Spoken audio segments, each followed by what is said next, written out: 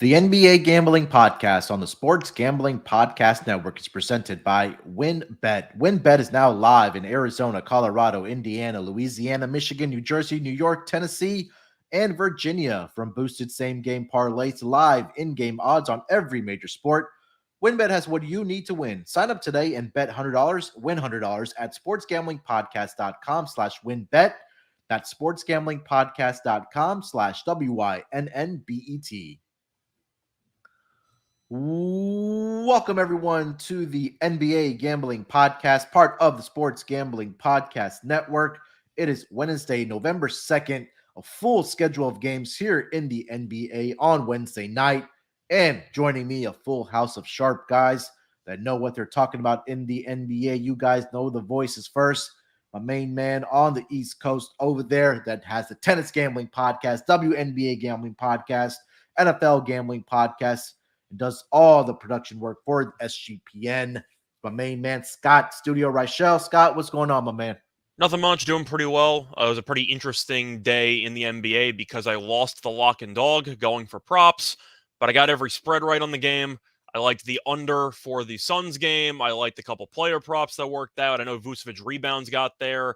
Adebayo points got there. Bridges got there. So it was a very good day in the NBA, but I had nothing to show for because I went 0 for 2 in the lock and dog. So kind of interesting, but either way, if you ended up backing all of our picks from the show yesterday, you ended up cleaning up. I know we crushed it.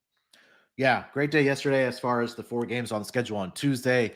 I went 2-0 on my picks. I had the Bulls alt line -3, and then I took the SGA over prop. Made me nervous that Josh Giddey was ruled in right before, I think an hour or 30 minutes before the game, but nonetheless, that still came across the board as the Thunder got the victory there as well. But also joining us on this Wednesday episode, you guys know him as the villain of the show, the superstar of the show, on the WNBA Gambling Podcast as well, and the NFL Gambling Podcast.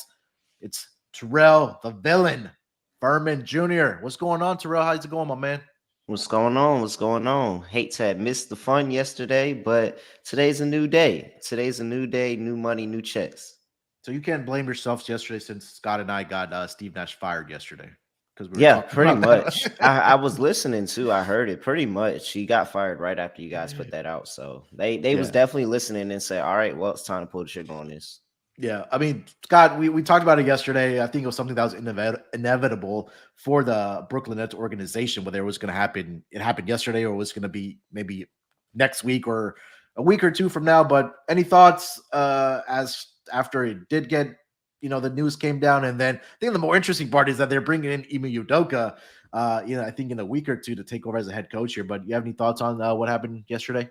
Well, there's a lot of layers to unpack, and some of that's based on who they hired, as you just said, as the head coach. But I kind of want to just talk about Steve Nash's tenure briefly with the Nets. And it's mostly going to come down to the media reaction to the firing, and I'll focus on inside the NBA because Barkley called Nash a scapegoat and said that it really wasn't his fault that it didn't work out. A lot of it's on the players, how Durant and Kyrie didn't buy in, either from a leadership perspective or just from an overall willingness to put the effort in, day out. It's kind of how it worked itself out. Now, I do think he's right to some degree, where I'm not sure if firing Nash really will accomplish anything in the short term, because this team isn't close to being good enough to win a title no matter what. But I don't know why we need to live in such absolutes where both can't be true. Like, I think it's possible to state that Durant and Kyrie have done a pretty poor job just by how they've handled day-to-day affairs. KD has demanded trades in the past, and he showed that he's not exactly interested in being a part of this franchise's future.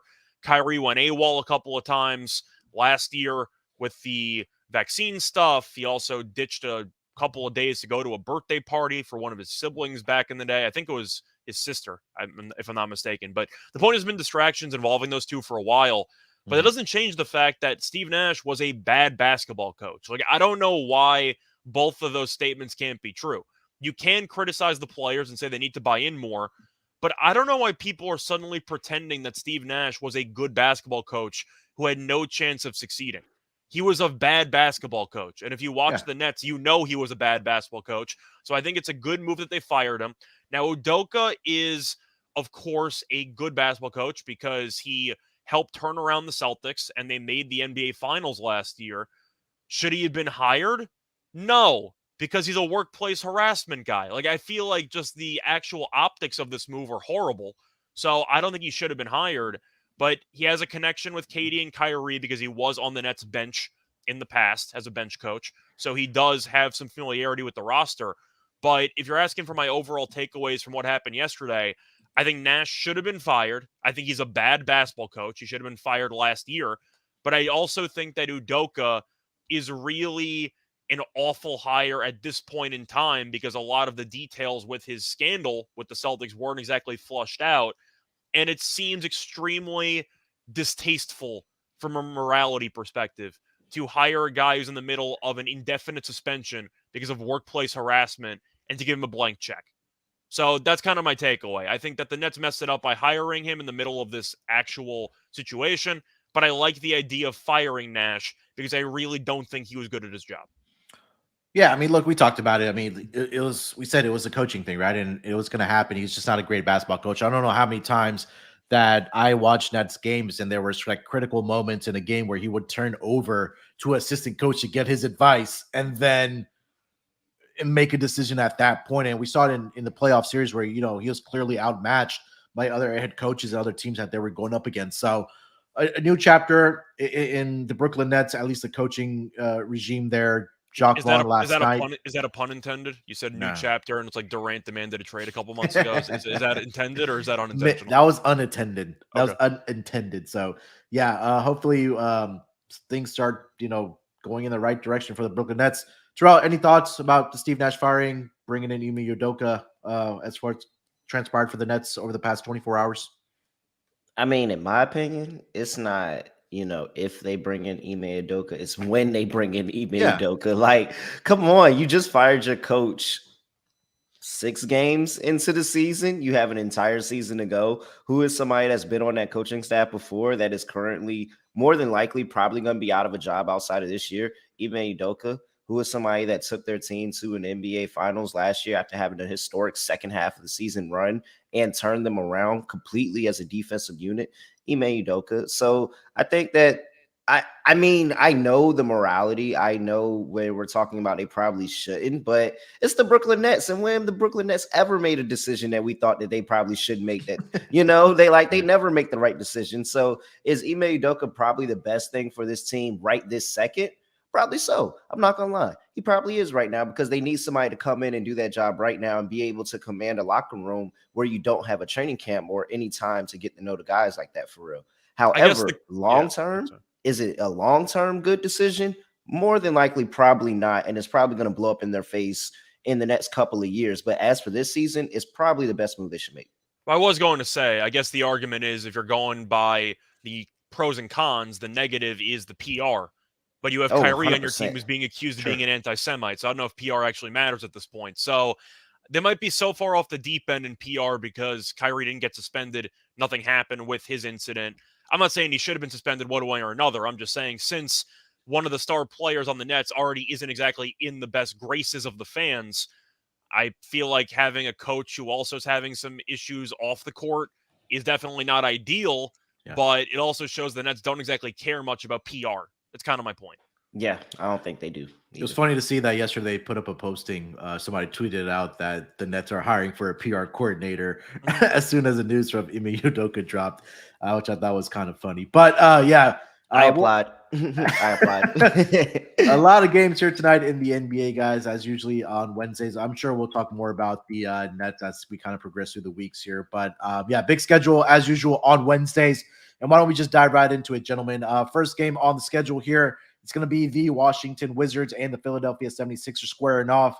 Second game's in as many nights. It's going to be an earlier start. I think it's a 6:10 Eastern start. The Washington Wizards in Philadelphia to take on the Sixers.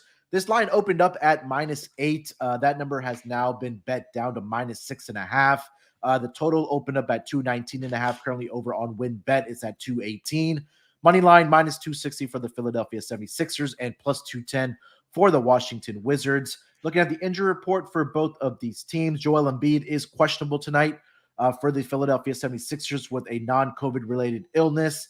And Jaden Springer is also out. He's on assignment for the Washington Wizards. Pretty clean injury report. We know Corey Kispert has been dealing with the left ankle sprain, and DeLon Wright is also out with a right hamstring sprain in this game.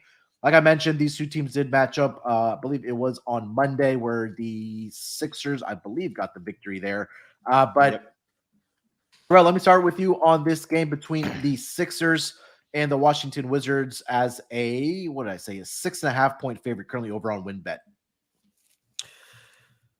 I mean, it's the immediate rematch between this one. We talked about Sixers won that first one, 118, 111.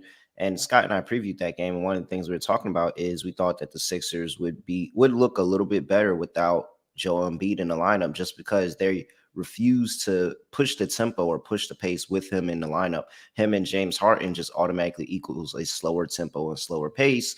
And when he's out of the lineup, you get to see more Maxey, you get to see more running, and you get to see more offense. And you got that. They scored 118 points.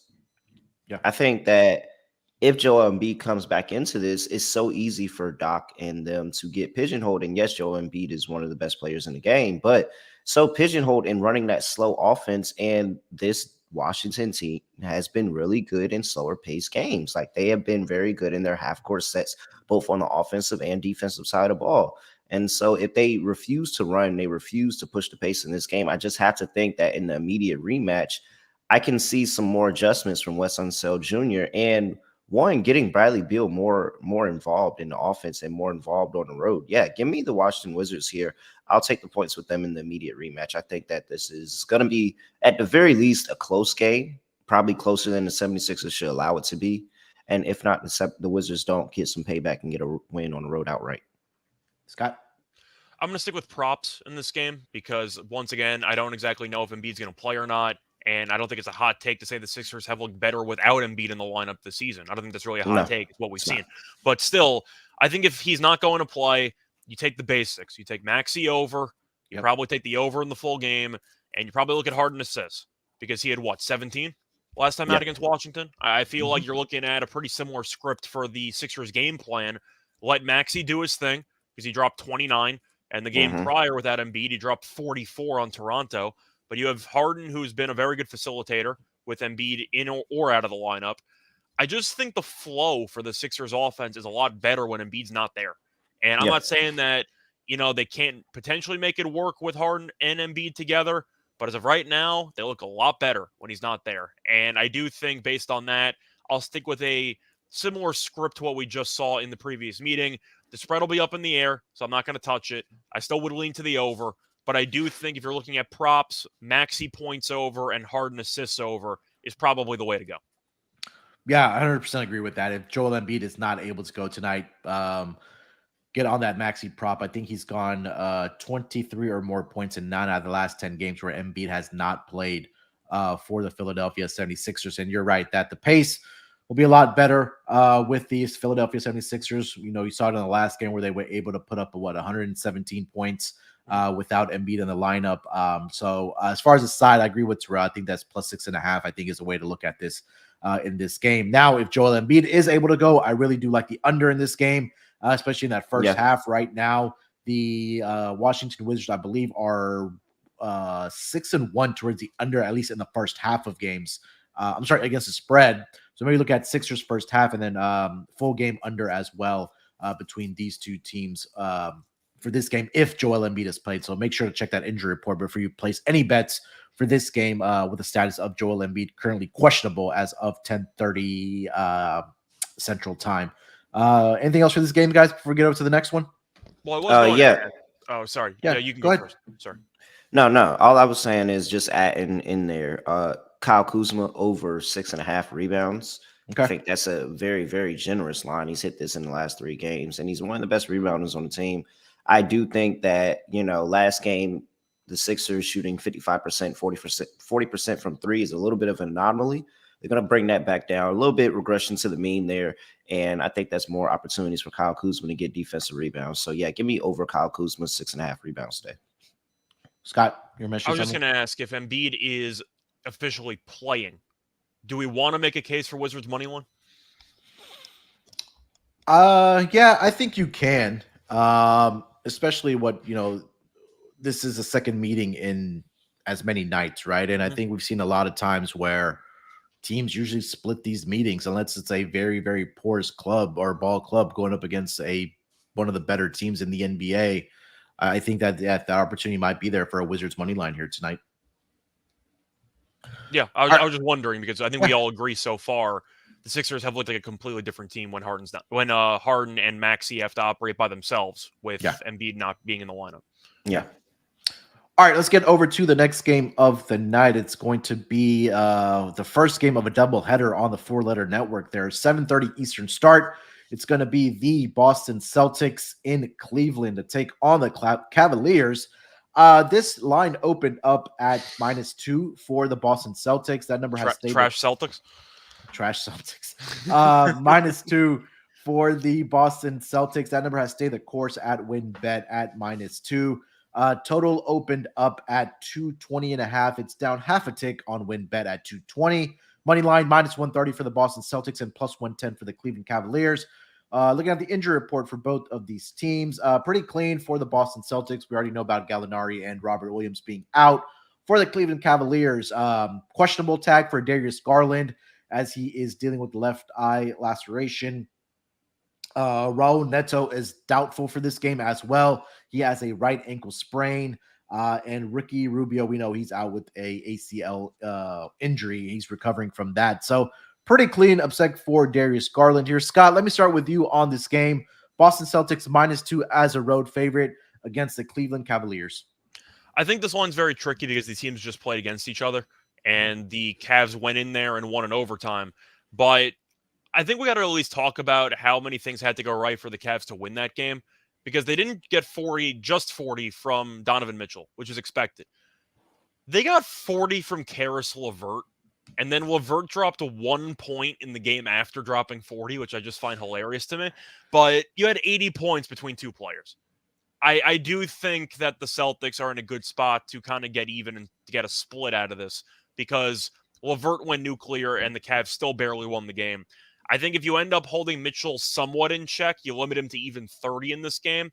I just think that Boston should be able to end up getting the job done because they've been a firepower. Tatum was still very good. We know Brown's still very good. The team itself has been solid. The issue is occasionally defensively they have some no-show performances. But I'm going to go with Boston here. I just think that after losing such a close game because of LeVert, who's basically a role player on their team, dropped 40, I think Boston's going to be pretty motivated to get back on track and to split this. So I'm going to take the Celtics here minus the short number. Terrell? Yeah, I'm going Cavs in this one. You can't take the Celtics because you did one time and they burned you, so you can never take them again for the rest of the year.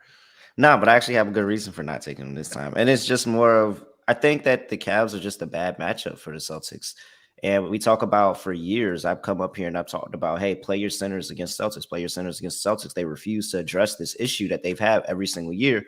And then the final time that they finally addressed it, the person that they have to address it gets hurt every single season, which is Robert Williams. And so now you have Evan Mobley and Jared Allen, and they run this slow-paced offense where the Celtics like to run slow as well. But I think that offense benefits the Cavs more than it does the Celtics.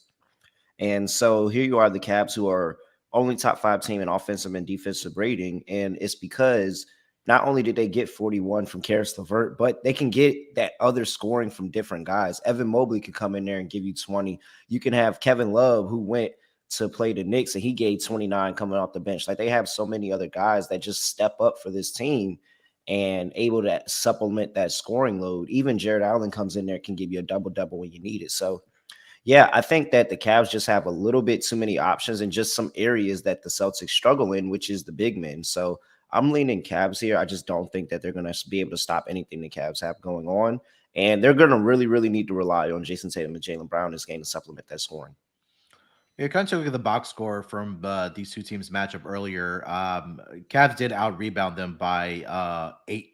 They had a +8 rebounding advantage in that game, but the Celtics had a +6 advantage points inside the paint in that game. So, yeah, for me, I think that matchup, Terrell is right that it might be something that the Boston Celtics have their hands full with Jared Allen and Evan Mobley. But I think that for me, I kind of like, back in a team they've played in as many nights. I know they had a game in between there, but I think that the factor that, hey, the Cavs went in there into Boston in TD Garden, got the victory there. I think Boston probably wants to return that favor here tonight. I'm going to go with Boston here tonight, minus the 2 on the road here. I think the point that what Scott Mather kind of stood out as well with you got 41 points from Karis LeVert. Now, is he going to be able to repeat that tonight against Boston? I'm not sure. But I think that, you'll get what you get from Donovan Mitchell. We know he's one of the prolific scorers in the NBA, right? He put up a 41 piece in that game as well.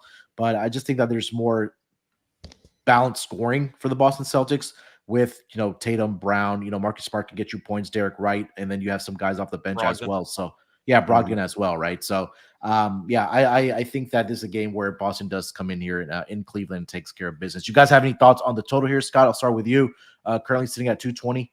I think I have to lean to the over just based on what we saw in the last meeting. I know it went to overtime, but even before overtime, the game after overtime landed in the 250s. But yeah, I just think based on what we saw, you saw a lot of pace in that overall game. The first half especially. You had 34 points in the fourth quarter, and the game still flew over the total because you had 67 in the first quarter and 70 in the second quarter. Third quarter also had 57. So the fourth quarter was an absolute rock fight, and the game still flew over. I got to go with the over. I just think both teams have too many weapons offensively. Yeah, Boston so far this season, first half totals, they are 4-1-1 towards the over. And they play faster. Yeah, they're at 3-3. So I like that. Terrell, thoughts on the total here?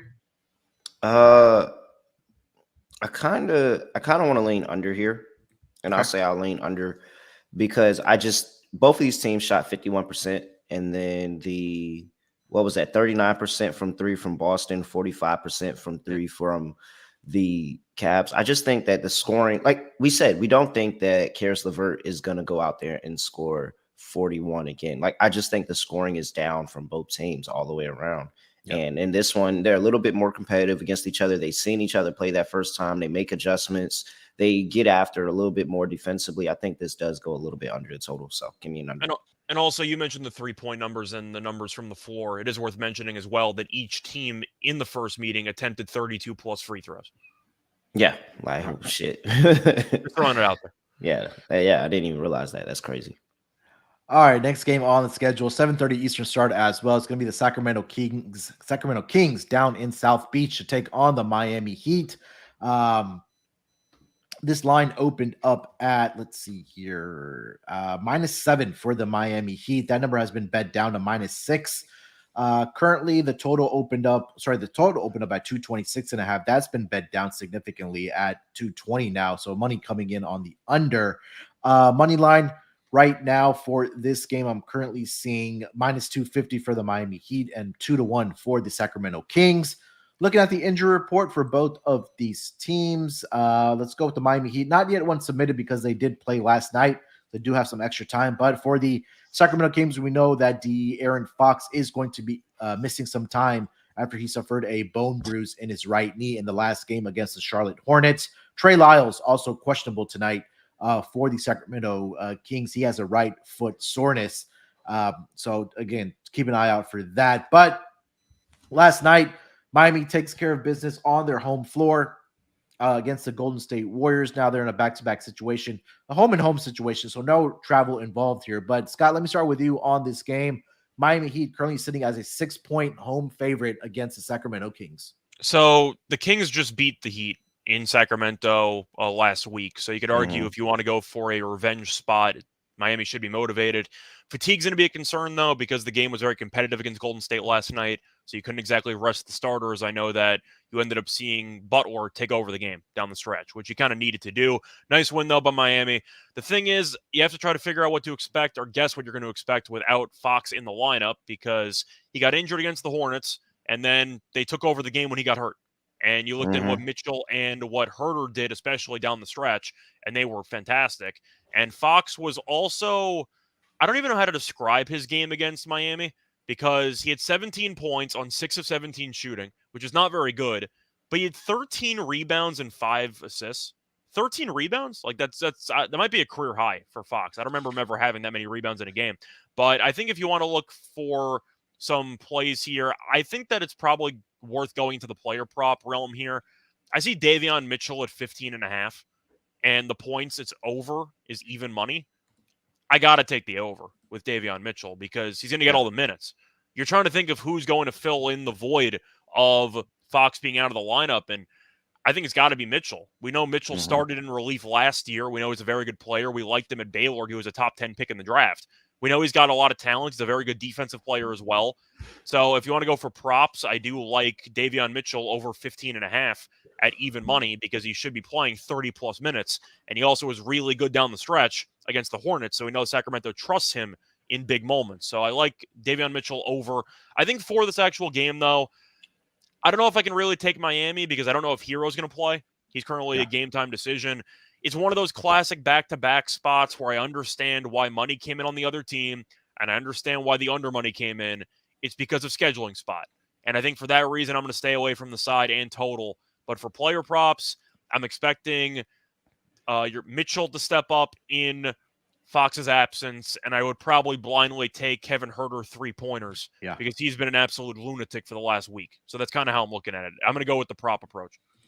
Yeah, it's kind of difficult to handicap this game because number one, back-to-back situation for the Miami Heat, like we mentioned. Also, their injury report hasn't been submitted, like you mentioned, that Tyler Hero is also questionable. And again, we don't know how the Kings are going to play without De'Aaron Fox in the lineup. So, might be a stay away game for me. This was one of the games I was having some difficulties handicapping as well. But I think that if Tyler Hero was not able to go and if the books do point it, maybe look at Duncan Robinson 3-point shots as well in this game. But I do like your call about Kevin Huerter 3-point shots because he's just been on a tear, at least over the last 2 games for the Sacramento Kings, and he's going to have to step up as well. Now, I know, Scott, you and I talked about if Harrison Barnes has kind of disappeared, but is this now the time for him to kind of step up with the absence of De'Aaron Fox? Any thoughts on that? I think it is. Somebody's got to step up. It's either going to be Mitchell at the point guard position. Huerter's already been stepping up, so I don't think he can do much more than what he's been doing. Maybe Keegan Murray, if you want to make a case. You get the young guy who could be a matchup problem for opposing teams, and you hopefully can get him going a little bit.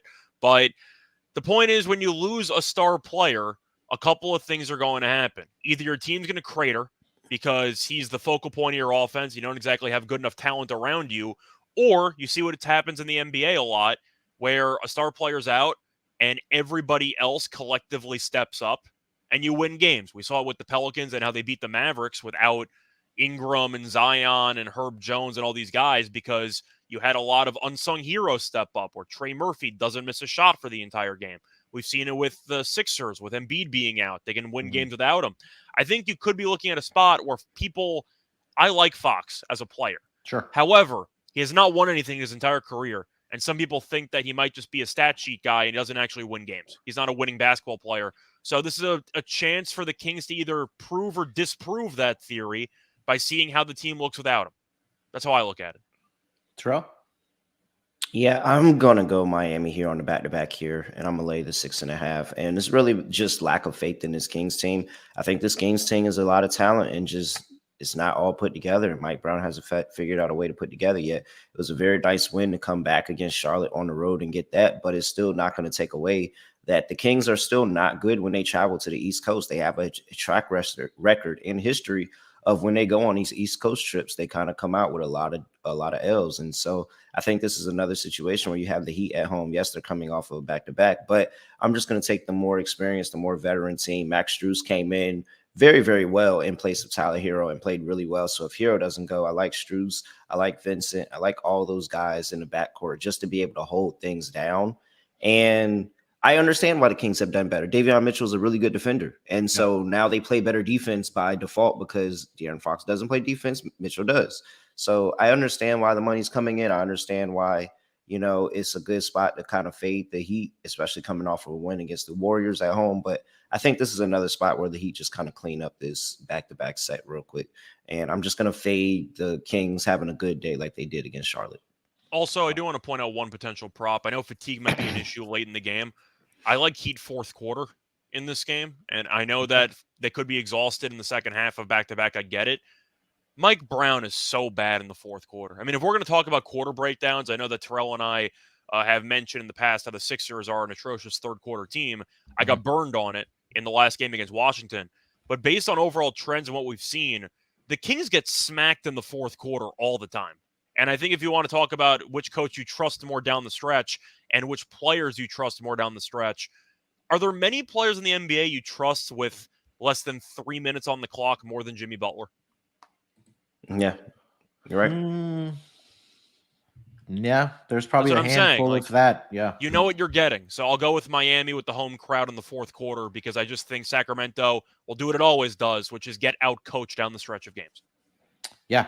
One more note, I did want to mention that Miami Heat do have one of the worst three-point shooting defenses in the entire league. They're number 29 out of 30 teams, just ahead of the Indiana Pacers. Right now, Miami's given about 14.6 makes per game and allowing around teams to shoot about 38% from the three-point line. So I think that Kevin Huerter prop and possibly Davion Mitchell, he's only at over underset at 1.5 for his three-point shots tonight here as well. With a little bit of vig at minus 135 for this game. So maybe something to keep in mind for you prop players out there as well. And if we're going to talk about it, we got to talk about the Kings as well, because you throw the Heat and the Pacers in there. You got to throw the Kings in there too. Kings giving up 42.2. Yeah, I'm sorry. Yeah, you're right. 28th in the NBA. So and my Nets are somewhere this there, might be, they don't matter. Yeah, this might be that game where you just kind of take some threes on both sides and put them all together and you hit really nicely. Yeah, so yeah, this is a great call there, Terrell. Should I mention that? Sacramento, number 28 out of 30 teams as far as opponent three-point percentage allowed at 42.2. So we may see some, great. This might be an opportunity for Terrell to probably put out that 4-4-4 parlay. Maybe you can. Yeah, I mean, if you get Duncan Robinson coming off the bench and he gets going, you got Huerter already up there. Keegan Murray has, been a little bit of a flamethrower from three. I think he's hit over 2.5 in most of his games this year. So yeah, this could be a fun little game. We'll have to look into that. Yeah. All right, let's keep it rolling here, guys. Next game on the schedule is going to be the Atlanta Hawks headed to Madison Square Garden to take on the New York Knicks. 7:30 Eastern start in this game. Looking at the lines for this game, the New York Knicks opened up as a minus 2.5 point favorite. That number has came down 0.5 point to -2 in favor of the New York Knicks. Total opened up at 228.5. Significant move on the total here, up to 233.5 on the total over on win bet. Money line -130 for the New York Knicks and +110 for the Atlanta Hawks. Looking at the injury report for both of these games, for these teams, Onyeka Okongwu, questionable left shoulder soreness for the Atlanta Hawks. Other than that, pretty clean for the Hawks. And then for the New York Knicks, Quentin Grimes, left foot soreness, and Cam Reddish, non-COVID related illness. Both of those guys are questionable for the New York Knicks. Terrell, let me start with you on this game. The villain, Trae Young, headed to Madison Square Garden to take on the New York Knicks, where the Knicks are a 2-point home favorite here against the Atlanta Hawks. What do you think? I mean, they're going to ladder Trae already, so just do it. Yeah, I mean, I feel like I don't even want to give that out because I feel like everybody's going to do it. Everybody knows Trae Young. I actually woke up this morning. I was scrolling through Twitter, and it was some guys like trying to chastise the guy because he gave out Trae Young points prop, and they tried to say somebody else gave it out first. And I'm like, what are y'all doing? Everybody fucking knows to play Trae Young in fucking Madison Square Garden. Like, I invented it. Nobody ever thought of taking Trae Young to score against the Knicks. It just sounds like everybody's trying to take the Soulja Boy approach and just saying that I was the first one to bet Trae Young in Madison Square Garden against the Knicks. Like, nobody fucking cares. Like, stop. God damn. It's just annoying. Either way, back to this. Yes, Trae Young's probably going to go off because he always goes off against the Knicks. And if you want to hear the numbers, fine. Here are the numbers. He's gone over the number in the past 4 games in Madison Square Garden. Like, he hates the Knicks. He likes that energy. And I love the energy too. I hope he gives us 60. I hope he breaks the record for the most amount of points in the Garden. I hope he does that. And so ultimately, I think I like the Knicks defense a little bit more. And I think that potentially here could be the spot. I just think that this Atlanta team hasn't put it together the way that everybody thought they would in the season. And offensively, they're doing okay. And they're number 9 in offensive rating. They're doing pretty all right, but defensively, they just can't get it done yet. They haven't gotten their rotation set. They haven't gotten the plan set. DeAndre Hunter and DeJounte Murray can't carry this entire team defensively. And until they get that issue solved, they're going to be pretty much around a 500 team for the most of the season, because that's really, really big. They're never going to go on these long runs, these winning streaks, if they're not playing any defense. And so that's why I'm kind of on the Knicks here. These both teams run a pretty fast but slow pace. Like, both of these teams can run the floor. Both of these teams can slow the pace down. They don't both, neither one turn the ball over much or force any other turnovers. So I expect to see a pretty straightforward game here. Give me the New York Knicks just to get it done against this Hawks team. The Hawks kind of have their number recently, and I think this is one that the Knicks can go out there and steal. Scott? I like the Knicks in this spot, and I think the regular season, I'd say recent meetings have suggested that the Knicks are undervalued here, because besides the playoff series where the Hawks 1-5, the Knicks have owned this team in the past. To go through the meetings here, since the 2020-2021 season, the Knicks are 6-1 straight up against the Hawks, and each win has been by at least 5 points. So, yes, the Hawks did win the playoff series, the most important overall set of games there. But since then, the Knicks have circled this game on the calendar. And you can talk about how Trey's putting up big numbers and how he puts up these big stat lines. They've also lost basically every game he's done that in the regular season since the playoff series. I like the Knicks. We know the crowd's going to give it to Trey, but it's not even just a matter of whether or not the crowd actually impacts Trey or not. It's the atmosphere. It's the fact that the Knicks fans are going to take this game very seriously because of the Trae Young aspect of it. And I'm expecting a madhouse in MSG.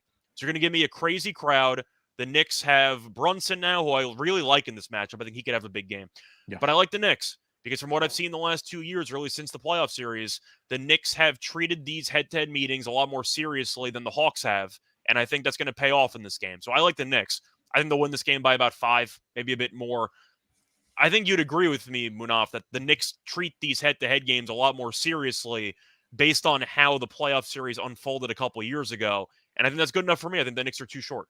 Yeah, and I think that's where this kind of has predicated, like this little rivalry, I think, between these two teams from that, was it 2021 playoff series where, we saw it transpire, at least, where Atlanta won that. And I think that dominated. Atlanta they dominated. And now it's kind of turned into a little rivalry here between these two teams. But 100% agree with you guys. I think that there's a lot of more questions right now for this Atlanta Hawks team, especially scoring the basketball, right? It's Trae Young, it's Dejounte Murray, and it's a question of who's going to step up next for the Atlanta Hawks. And defensively, right now, through the first 6 to 7 games here, Atlanta Hawks ranked number 24 as far as defensive rating.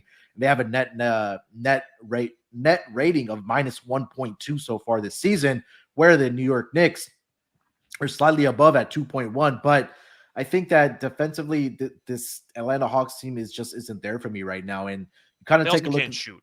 Yeah, and that's another thing, right? They're missing Bogdanovich in big ways, but even when he does come back, he's still a defensive liability for this Atlanta Hawks team. And I think right now, this Knicks team is deeper than this Atlanta Hawks team is right now. I think Trae is going to go out and do his thing, but I think that right now, the more scoring balance with RJ Barrett, Jalen Brunson, Julius Randle, I think those guys will get it done here tonight. I love this -2. I feel like the public will be on the Hawks here at that underdog price. But I think there's some crazy stat, and I should have confirmed this before we came on. But when Atlanta loses the game straight up, I think they're like 39 or 0-39 against the spread. Yeah, so they don't cover. Yeah, they don't cover. So I think there's another spots where the Knicks will come out and take care of business, and it may be by margin as well. So if you feel that confident about the Knicks here tonight, maybe take some more alt spreads as well as that -2, like we hear tonight, like we like in this game here tonight. Wanted to also mention the total in this game, guys. I like the Knicks team total in this game as well. Both these teams have been trending towards the over so far this season, where New York is 4-1-1 to the over through the first 6 games. Atlanta 5-2 to the over. So both at, I know, very small sample, but both trending at 70+% towards the over so far this season. You guys have any thoughts on that, Scott? I'll start with you on that total. It seems very high at first glance because people immediately think of Thibodeau being a defensive-minded head coach and how it's crazy that you have a game in the 230s. Not this year's team. I'm going with the over as well. They got into a shootout with the Hornets. I think that's enough to be said, right? I mean, I'm going to lean to the over. The Hawks still can't really guard anyone.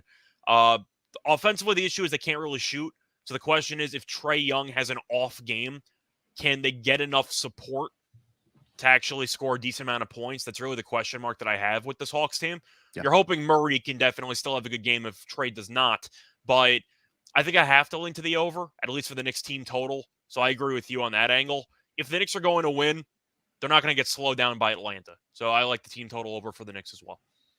Terrell, any thoughts on the total?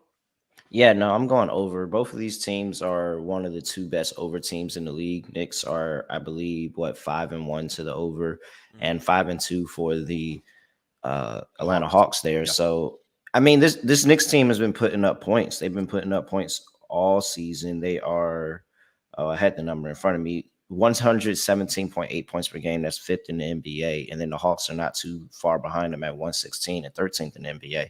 I think both of these teams put up points. It's Madison Square Garden. It's going to be a lot of fun. I think that this is, one of the games that is probably, I don't think it's on TV. This isn't on TV, is it?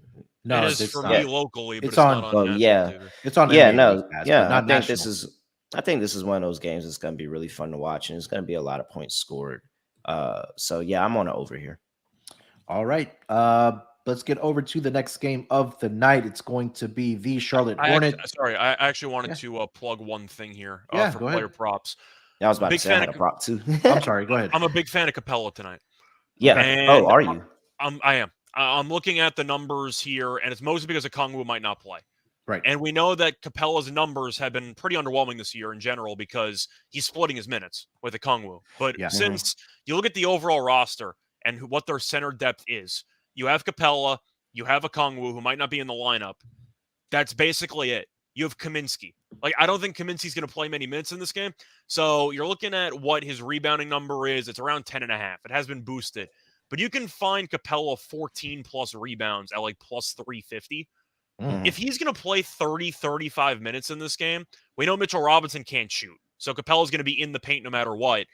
I think Capella might be in line for a very good game rebounding-wise because he no longer has somebody who's really cutting his minutes in half. So I like Capella overs tonight. I think he's going to have a pretty decent game since he should have a lot of workload, assuming, of course, Okongwu was out of the lineup. Terrell, you say you also had a prop as well? Yeah, no, I was on Capella, but I was actually fading Capella, and I was fading his points, his under 9.5 points. We both could win. So yeah, we both could very well win. And it's the reason is that Capella is the type of center that the Knicks play really well against. To start this season, the Knicks are second fewest points to the center position. But if you go and you look at this a little bit further, the only centers that are scoring points in them are those stretch centers, those centers that can stretch the floor, shoot on the outside, or even threaten to shoot on the outside and then catch you off the dribble and take one to the rim. And where Capella, you're just seeing Capella inside the paint. So if I'm taking Clint Capella versus Mitchell Robinson inside the paint, I'm taking Mitchell Robinson every single time.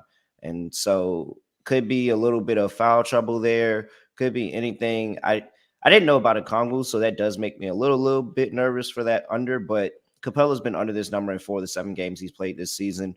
I'm not too worried. Under 9.5 points for Clint Capella. I'm hoping for a Gobert game from last night where he ends up getting rebounds, but he attempts one shot in the entire game, and he ends up with 4 points and 17 rebounds. That's good enough for me. Give me a Reggie Evans stat line. That works for me. There you go. All right, let's get over to the next game of the night. 8 o'clock Eastern start. It's going to be the Charlotte Hornets in Chicago to take on the Bulls. This line opened up at, let's see here, -6 for the Chicago Bulls. That number has been bet down to -5 for the Chicago Bulls over on WinBet. Total opened up at 228.5. That number is currently sitting at 223. Money line for this game, I'm currently seeing the Bulls are -210 on the money line and +170 for the Charlotte Hornets. Looking at the injury report for both of these teams, let's start with the Charlotte Hornets here. We know LaMelo Ball is out with the left ankle injury. Cody Martin, doubtful for tonight, left quad soreness. Terry Rozier also doubtful for tonight as he's dealing with the right ankle sprain. No report submitted yet for the Chicago Bulls, but I believe Zach LaVine will miss the game tonight. I think they said yesterday that he will play against the Brooklyn Nets as he did last night. And then tonight he will sit out for that knee management or injury load management for his knee. So expecting no Zach LaVine, but everybody else should be a go in this game, hopefully for the Chicago Bulls. But Terrell, let me start with you on this game for the Chicago Bulls as a -5 point home favorite here, hosting the Charlotte Hornets.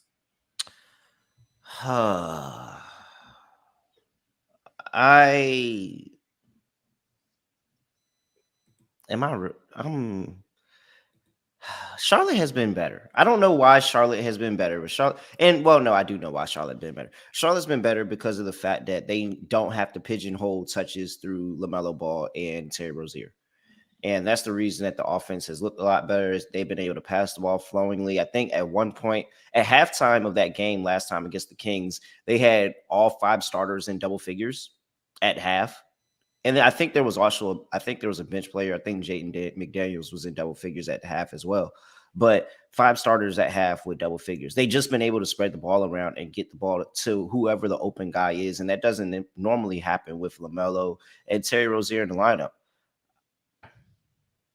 On a back-to-back, Charlotte's been pretty good defending the 3 this year, but Chicago doesn't really shoot 3 that often. Neither one of these teams really shoot 3 that often. I'm just gonna take the points in the 5.5 with the Bulls on a back-to-back, and just say that the Bulls get a win, but it's something close, a little bit closer than anybody would expect it, especially with the Hornets missing their top guys. But yeah, I don't really like this game at all. I'll throw this out there that the Chicago Bulls have been in back-to-back situations twice this season. And on that second game of the back-to-back, this was back on October 22nd against the Cleveland Cavaliers. Bulls lost that game 128-96. And then on Saturday against the Philadelphia 76ers, they also went out to lose that game 114-109. So not at least, and again, very, very small sample here with early on in the season, but so far 0-2 straight up, and then they've lost by margin against the Cavs, and then they lost that game by 5 against the Philadelphia 76ers. So maybe something to keep in mind. But Scott, what are your thoughts on this game between the Hornets and the Bulls? So like Terrell, I have a hard time fully evaluating Charlotte because they should be awful on paper, but they're actually a mediocre basketball team based on the overall roster right now. I'm taking the Hornets money line. I think it's a great spot. I think that you can make a serious argument. You mentioned that Chicago and back-to-backs has not been great this season. They beat the Nets. I know the Nets aren't a good team right now, but if you want to talk around the league, you get to say you beat Kyrie and KD. It's a pretty good feeling, I think, for the Bulls, especially with that comeback they had in the fourth quarter where Levine scored 20 and outscored the Nets by himself in the fourth. But since you played in Brooklyn, you beat a Brooklyn team that was supposed to be a very good team entering the season, and now you travel back to face off against a Charlotte team you're not exactly excited about. It's a prime letdown candidate spot for me. I like Charlotte money line. Charlotte had the disappointing closing game or the final quarter against the Kings in a game they probably should have won. They kind of fell apart down the stretch there. But I do think the Hornets are a pretty underrated team based on how they've played so far. They've been competitive so far this season, which has been a bit shocking. But I think if you're talking about a good spot to take a team that has some value as an underdog against a favorite that might be, a little bit fat and happy from what happened yesterday, I think this is the spot. I'm taking Hornets money line. Yeah, I was looking at the numbers here. I know Chicago, we talked about a lot of the teams that are not very good at defending a three-point shot, and Chicago is one of those teams as well this season. They are number 26 out of 30 teams in opponent three-point makes allowed per game at 14.3. They're also allowing an opponent three-point percentage, which is at 42.5, which ranks number 29 out of 30 teams. In that same category, Charlotte, the best team defending the three-point line. And I know Chicago doesn't get up a lot of three-point shots, but I think something to mention as well. They're only allowing about 10.6 makes per game. And like I mentioned, only 30% from the three-point line as well, which is both top 5 in the entire league. So maybe look at some three-point shot props here tonight. Kelly Oubre probably out there. PJ Washington, I know he can knock them down as well for the Charlotte Hornets team. I think that may be the difference here tonight, where Charlotte's able to knock down some three-point shots and they, create separation that way. But I love the spot here for the Charlotte Hornets as well. We talked about it, back-to-back situations early on in the season have been very kind. Prime letdown spot after you did beat a Brooklyn Nets team as well. So I'm on the Hornets here as well at plus 5.5 in this game. Kevin Sano in the chat, he likes Vucevic rebounds. He's asking. I think DeMar DeRozan, I would lean towards the over. Yeah, you have no Levine in the lineup. I can't trust not taking a DeRozan points under. Now Vucevic, it's Plumlee. Yeah, it's Plumlee. Favorite. Come on, like it's Plumlee. I don't. Will Barton and Mason Plumlee are on my starting roster. Yeah, let me see if I can find that Battier in there for me. Let me see if I can find the rebounding numbers. What's the beef with Shane Battier? He's just fucking lame. He's just lame. I mean, I don't like Duke at all. I've always rooted for North Carolina, but Shane Battier was one of my favorite role players in like the last 5 years of his career. And the one NBA Finals game with the Heat, I feel like he kind of cemented his NBA career. Nah, fuck Shane Battier. I always kind of liked him. He gives Russell Wilson vibes. Okay, I can get behind that. I mean, he was one of my favorite role players behind like Tony Allen. I was always a big Tony Allen guy. If you say like JJ Redick, I'd be like, all right, like, all right, we cool with JJ. Shane Battier, fuck him. All right. Any thoughts on the total here, guys? At 223, then I know we mentioned player props, but if you have any, Scott, you want to give out, and then thoughts on the total here. I think I'm going to lean to the under. I don't feel great about it. It's a back-to-back spot, no Levine, and Chicago tends to play a bit slow. So I do think you'll end up seeing a lower scoring game here. Maybe some tired legs in the second half for Chicago, a couple of short jump shots, stuff like that. My main play here, though, is just going to be Charlotte money line. I think that it's a very good spot to take a team that should be a lot more motivated for this game. You think the Bulls really care about beating the Hornets after they just beat the Nets on the road yesterday? Like, I think that they're going to basically be checked out mentally for this matchup. I think they kind of no-show the game. So you mentioned the Oubre three-pointers. You mentioned a couple of angles there. I don't mind it. If Charlotte's going to win, they're going to need to shoot well. I don't mind Gordon Hayward potentially having a decent game here for Charlotte because he is one of the main pieces of this offense. But as for actual props, no, I'm going to stay away from the prop market. I think I'm just expecting the Hornets to surprise some people and win a game. Terrell, do you have any thoughts on the total and then player props? Yeah, I'll give a lean to the under here, and it's just more of this Hornets defense has been, and credit to Steve Clifford, the defense has been better.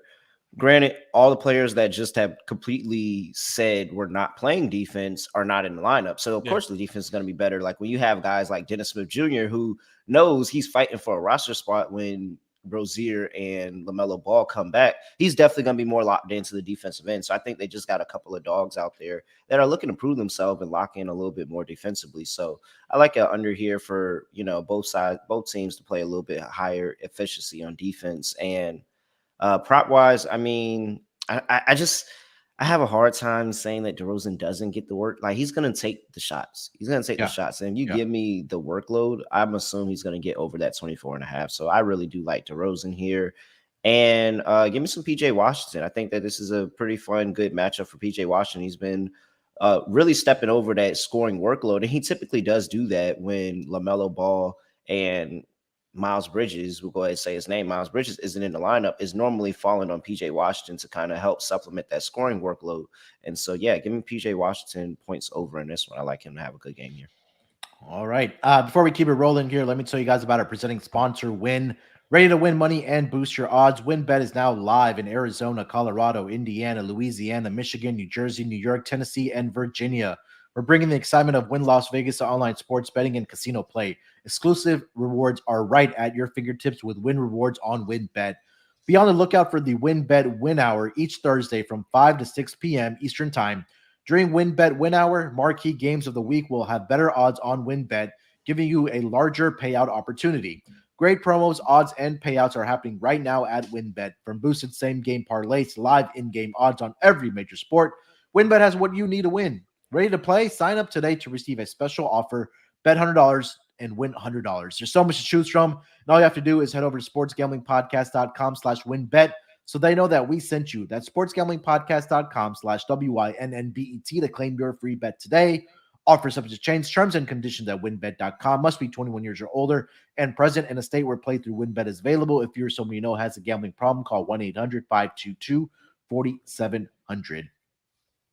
And the Sports Gambling Podcast is giving you a chance to win your choice of either an autographed Lawrence Taylor or autographed Brian Dawkins jersey. Contest is completely free to enter. All you have to do is subscribe to youtube.com/sportsgamblingpodcast. 2, comment on a video. Each new video is a new chance to win, and turn on your notifications so you don't miss when SGP is contacting you when they pull the winner. All right, gentlemen, let's keep it rolling here. The next game on the schedule is going to be the Los Angeles Clippers headed down to the H to take on the Houston Rockets, 8 o'clock Eastern start. The lines for this game, I'm currently seeing the Clippers opened up as a 5.5-point road favorite here. That number has been bet up to -6. Currently seeing the total at 223. That number is down a tick to 222.5 in this game. Money line for this game, I'm currently seeing the Clippers at minus 230 and plus 190 for the Houston Rockets. Looking at the injury report for both of these teams, Jayshawn Tate is going to be out for the Houston Rockets. He's dealing with a sore right ankle. Also, Ty Washington is dealing with a sprained left knee. For the Los Angeles Clippers, Robert Covington is going to miss this game. He's in the health and safety protocols. Kawhi Leonard, we know he's going to be out for a couple more games as well, but everybody else is a go for the LA Clippers. Paul George, John Wall, all those guys are in this game. Scott, let me start with you on this game. Currently, the Clippers are a minus 6 point road favorite against the Houston Rockets, where they barely pulled off the victory on a couple of jump shots by Paul George down the stretch, 95-93 in the last game. But we're about right back at it here with the Clippers as a 6 point road favorite against the Houston Rockets. What are you thinking? So I hit my lock the last time these teams played. I had the Clippers team total under, and I basically dared the Clippers to do anything offensively. I gave it out on YouTube last night at around 113.5. It's up to 115.5. I don't know what the hell people were thinking.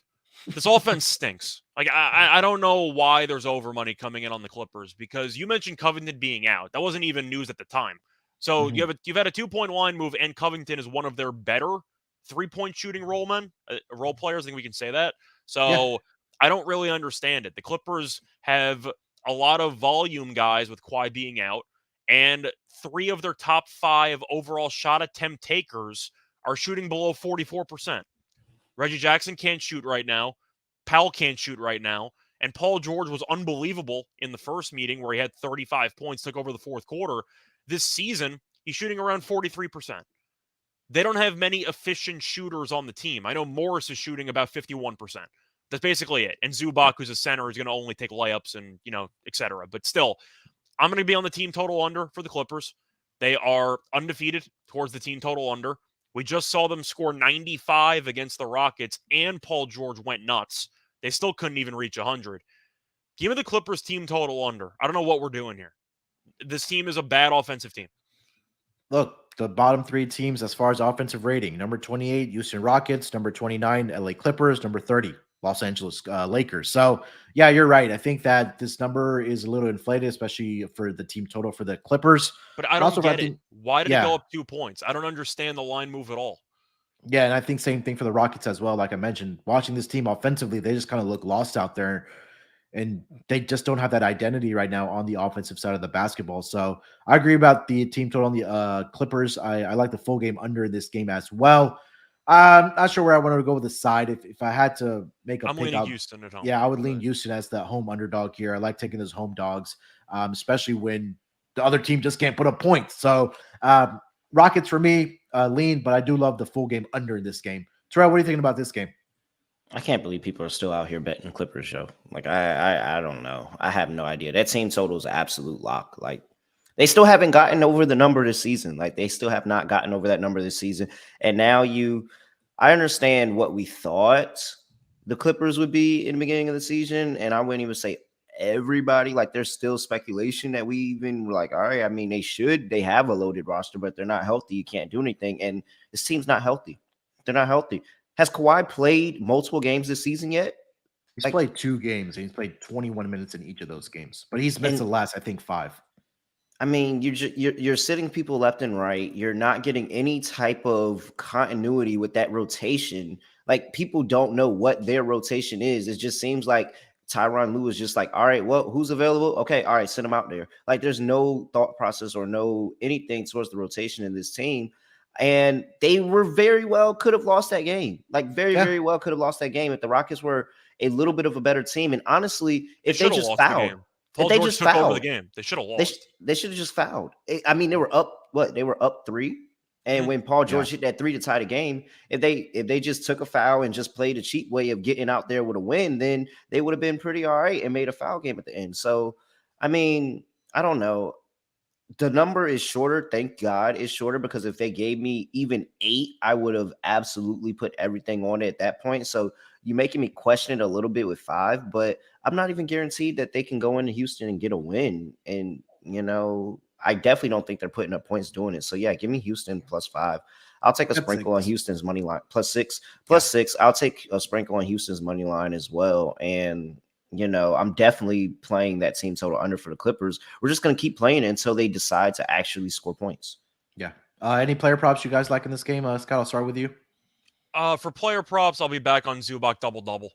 Houston can't rebound the ball. Zubac did well against them the first time around.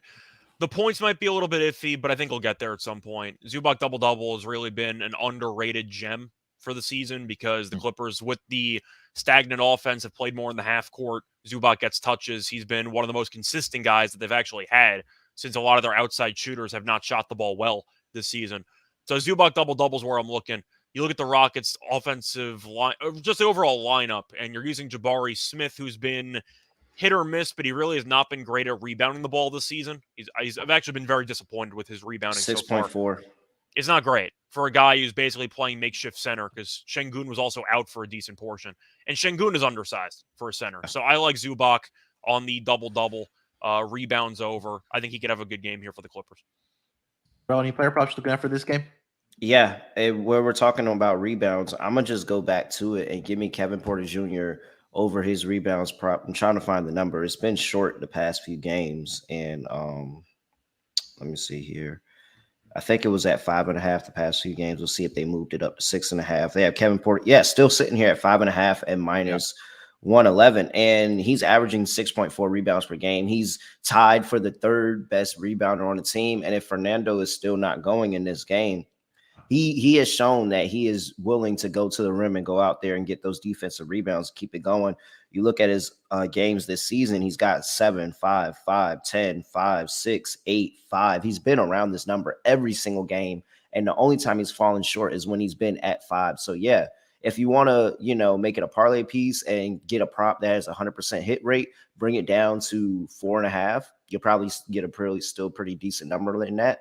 But yeah, no, I'm taking Kevin Porter Jr.'s over 5.5 rebounds. He's been willing to go to the rim and get the ball off the rim, so I'm gonna take him. And he's also been getting the steals and rebounds. I don't think the market has finally adjusted to it right now because it's at 1.5 at minus 150. But I do like that call about his rebounding for this game, or overall until the market does adjust for Kevin Porter Jr. All right, let's keep it moving here, guys. The next game on the schedule is going to be 8 o'clock Eastern Star. The Detroit Pistons headed in Milwaukee to take on the Bucks. Currently, this number opened up for the Bucks at minus 11. Yeah, that number's up to minus 11.5 over on WinBet. Total was opened up at 224. That number's been bet down a point to 223. These two teams did match up earlier this week where the Bucks were able to pull off a short victory there, squeak it out 110-108. They were dominating in that first half, but the Pistons did come back and make it a game in that fourth quarter and nearly got the victory there. But right back at it here with the Bucks as a 12-point home favorite here. Total, like I mentioned, is sitting at 223. Terrell, let me start with you on this game. The Bucks laying 12 points, the only undefeated team left in the NBA. What are you thinking about this game? Yeah, I think this game is the one where the Bucks just go ahead and train wreck over the Pistons. Last game was the game. Like last game was the game, and that was the get up game for the Pistons. And they were like, hey, we always get crapped by the Bucks. We come in here, go out here, play well, get a win. And they tried to make it a game towards the end of the game. And the Bucks ended up doing what the Bucks do and going out there, get a win. I think that this is the absolute complete train wreck of a game. And that was the chance. And we saw this same thing happen when they had a back-to-back set against the Hawks, the Pistons. They had that first game where they made it close, and, that was their really good effort. And then that next game, they actually got steamrolled. So I'm going with the same thing here. Dwayne Casey, more and more and more and more is making me question him more and more and more. If I didn't already, making me question him more and more and more as a coach. And that's what my challenge was to him this year. Is he going to find a way to make Cade Cunningham and Jaden Ivey work and put together all these really good pieces that he has? And so far, I just don't see it translating over to wins. I think they get steamrolled by the Bucks today. This is a big Giannis game today. I'll take the Bucks laying a big number. Yeah, I like the Bucks early in this game, especially in that first quarter. You kind of take a look at the spread numbers here for 6-0 teams. Yeah, Bucks 6-0 so far this season. I saw that in the first quarter. First quarter. Yeah, 6-0 are the Bucks, and then the Pistons are 1-7 in the first quarter against the spread. So I think that you're right. I think that the Pistons are they make it a game that second half, but I'm comfortable with taking the Bucks early in this game. I know they had an 8-point lead at the half in that first game, or the matchup earlier on Monday, and they kind of let them back in that game. So I'm looking at it, attacking the first quarter for the Milwaukee Bucks, and then also the first half for the Milwaukee Bucks as well. Let me get your thoughts. I did have a couple of player props in this game as well, but let's start with the spread with you, Scott. What are you thinking about this game? So for this one, I am going to lean to Detroit. I think even though Milwaukee's going to win the game. I'm not picking Detroit to win the game, but I do think a lot of stuff went right for the Bucks and they still barely won the game. And some of it's based on just overall motivation. Detroit's going to get up for this game, chance to beat one of their, not even just best teams in the league, one of their somewhat geographic rivals, because Milwaukee's close to Detroit. Sure. But still, I do think if you want to look at how the first meeting played out, Milwaukee got big contributions from Jrue Holiday and Brook Lopez. Holiday went for 25 and 10. Lopez went for 24 and 9. And Giannis still scored 31. And Detroit hung around. So I think that a lot of stuff still went right for Milwaukee. And yet Detroit was playing competitive basketball down the stretch. Bojan was very good. You ended up having Cade, who was great. I know he missed the three-pointer at the end, but he was still solid. I think it's too many points because I'm concerned that Milwaukee is going to do exactly what you said they're going to do, which is get out to an early lead and then take its foot off the gas. So I'm a little bit concerned about laying this big of a number for a full game. I don't mind Milwaukee first quarter or first half. To mention Dwayne Casey, I think that after Nash got fired, he should be the favorite to be the next coach fired. Yeah. I think he's a bad coach. I think that Detroit, if they're expecting a youth movement and to actually progress, losing a bunch of games is not progressing. I think Dwayne Casey's probably going to be the next guy fired. They want to get a younger guy in to grow with the players, and I think Dwayne Casey's too caught in his own ways. So that's kind of a separate prop I'm looking at. Maybe Dwayne Casey, next coach fired. But for this matchup, I'll lean Detroit. I'm not expecting 49 points from Jrue Holiday and Brook Lopez again, and I think Detroit can match up decently if they can shoot the three ball relatively well. Give me Detroit to hang around, maybe cover through the back door, but I think the spread's a little bit too high. I'm going to lean to Detroit. Any thoughts on the total here, Scott, while we're at it? For the total, I really don't have many thoughts. I guess I'm leaning to the under. Okay. It's tricky because both teams were so bad from three in the last meeting. Detroit went 8 of 29, which is 27.6%, and Milwaukee was 11 for 40, which is 27.5%. So both teams really shot the ball horribly, but I think I'm leaning to the under anyway. Okay. I don't really have a strong opinion on the total, though. Terrell, thoughts on the total? Yeah, I'm gonna. Very, very slight lean to the under here. Very, very slight lean. I do think both of these teams shoot better, especially Milwaukee. I think Milwaukee shoots a lot better. I'm expecting to see some more Grayson Allen in this game. He only was 2 for 4, 1 for 3 from 3. And that's just can't happen if you're Milwaukee. Like, that is your 3-point shooter. That is the guy that you want to get the ball to. And so I'm expecting to see more Grayson Allen in this one, and just more willingness of Milwaukee to step back from 3 and be able to drain them a lot more of them. So I think that the scoring is going to be a lot more, maybe not to the tune where this still gets over, because I think that this is still a rout by Milwaukee. Milwaukee giving up 108 to Detroit is not going to be a, regular thing. I think Detroit is definitely here more into the 90s in this game. So maybe a Detroit team total under. Defense locks in a little bit more on Detroit, and Milwaukee does about the same as what it did scoring load last time. Yeah, I'd probably lean towards the under in this game as well. A couple of player props I was looking at this game. Number one, Bogdanovic over 18.5 points. He's the second leading scorer on this team. He's like fractionally behind Cade Cunningham. He got an extension, right? Yeah, he's got a 2-year extension with them as well. Did Bogdanovic. So I think that, we kind of take a look at his number. He's averaging, I think, around 23 points per game. Sorry, 22.8 points per game. He had 23 in his last matchup against the Milwaukee Bucks, and he's had at least 21 or more points in 5 straight games against, or in his games that he's played in. So at 18.5, I think that number is still a little conservative. I don't think the market has caught up to that. So that's one player prop I was looking at in this game. Bogdanovic to go over 18.5 points. He's shooting about 50+% from the field and 51% from 3-point line as well. So That's a player prop I was looking at. You guys have any player props, Scott? Start with you in this game. I do think Giannis plays a lot better. I don't mind the points and rebounds. I think he could go nuclear here. It wouldn't exactly surprise me. One thing that's interesting about Giannis is that what I've noticed in the last couple games, it seems like he really is passive in the first quarter and a half. And then second half, he tries to drop 30 points.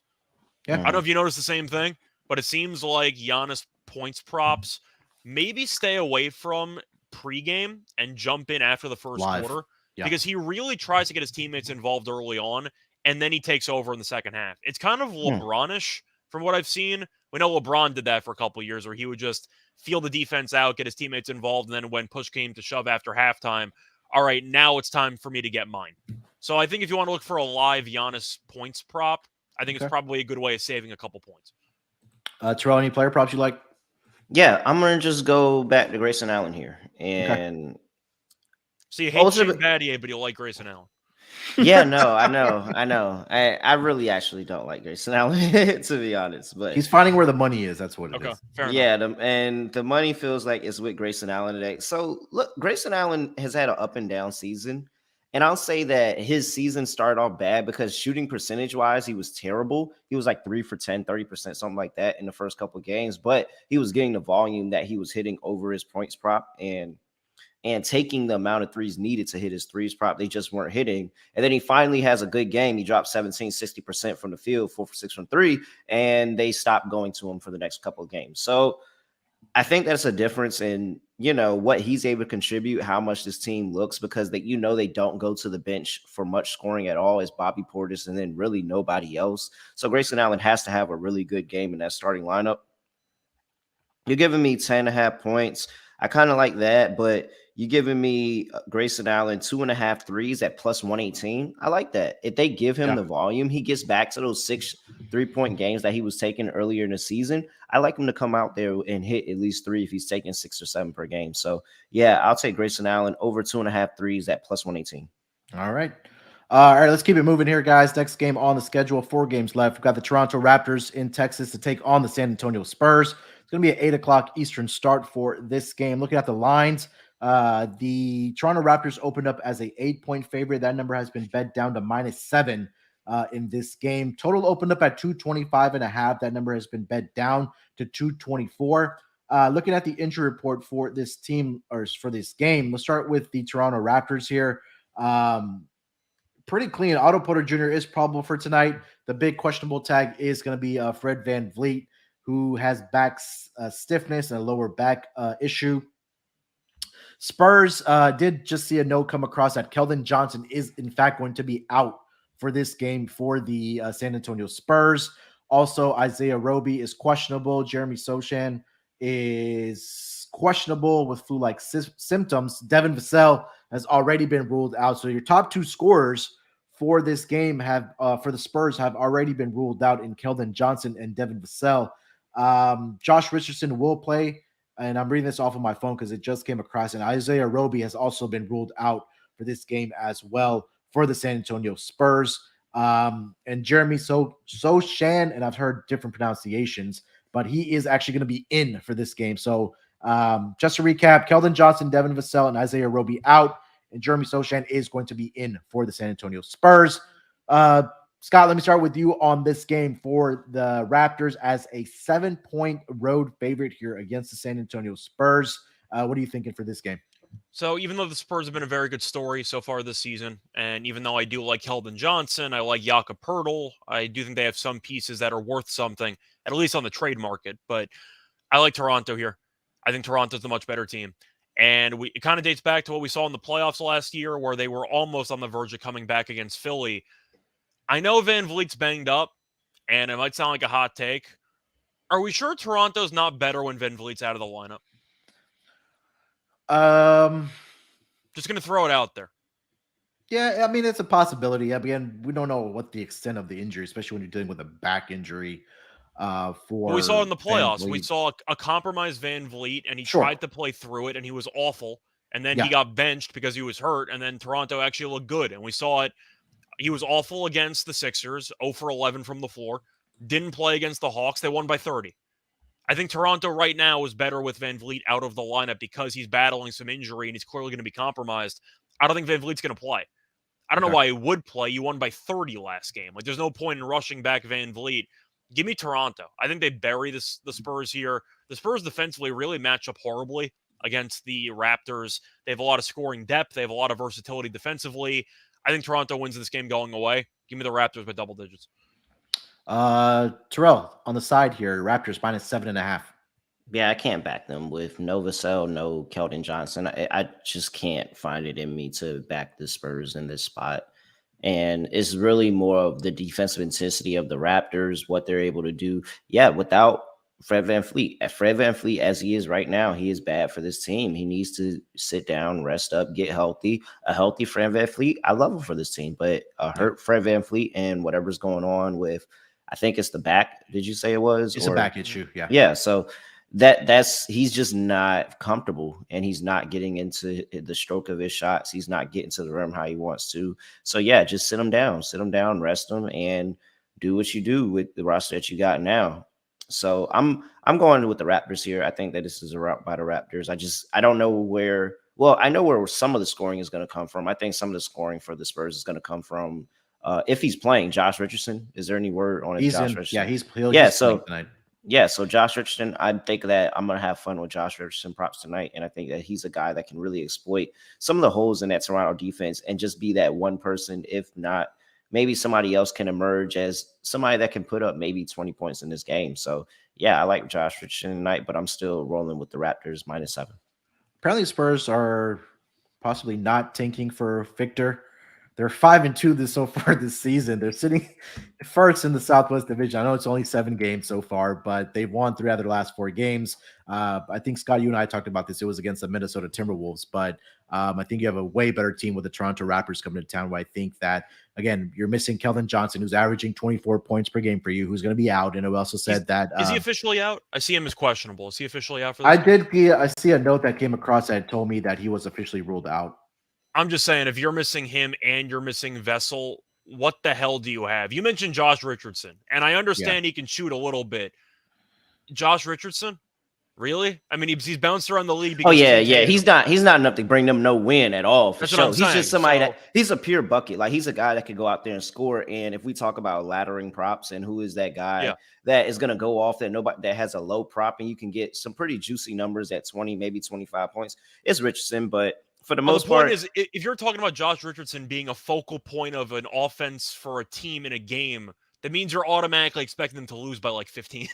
Like, there's no way that Josh Richardson would be mentioned in the same breath if this game was supposed to be competitive. If Johnson is out, this line should move to like 10. I think Keldon's actually that valuable for this team with Vessel out. Yeah. Toronto might win this game by 20. I think they bury the Spurs in this matchup. Yeah.